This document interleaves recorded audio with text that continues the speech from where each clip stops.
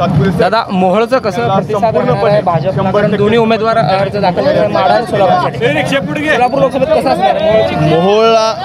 मोहोळ मतदारसंघातून विधानसभा मतदारसंघातून भारतीय जनता पक्षाला मालकांच्या नेतृत्वावर विश्वास ठेवून त्या ठिकाणी जास्तीत जास्त मताधिक्य देण्याचं काम या मोहोळ मतदारसंघातली जनता करणार आहे। कारण आपल्याला माहिती असेल की मालकांवर विश्वास ठेवून काम करणारे कार्यकर्ते अनेक आहेत, त्याच्यामुळं इतरांपेक्षा सुद्धा आम्ही मोहोळ मतदारसंघातनं जास्तीत जास्त भारतीय जनता पार्टीला मतदान करण्याचा आम्ही प्रयत्न करणार आहोत। मागील खासदार देखील भाजपचा होता, त्यांच्या माध्यमातून मोहोळला काय म्हणजे विकास निधी मिळाला का 5 वर्षात? वेगवेगळे उपक्रम वगैरे राबवण्यात आले, काही विकास कामंही झाली नाही असं म्हणता येणार नाही।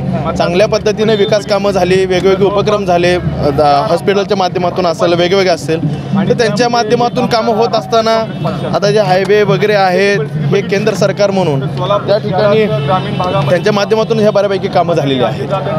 माढ्याचं कसं बघता दादा? कारण मोहिते पाटलांचं कडवं आव्हान ओम निंबाळकर यांना आहे आणि कालच त्यांनी धैर्यशील मोहिते पाटलांनी एक चॅलेंज देखील दिलेलं आहे माढ्यासंदर्भात। माढ्यासंदर्भात मी कसं बोलणार? माझं तिकडचं राजकारण कसं बघताय?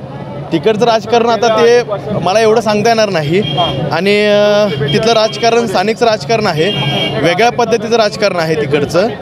आणि मला वाटतं की भारतीय जनता पार्टीच्या पाठीमागं तिथली जनता उभा राहू शकते।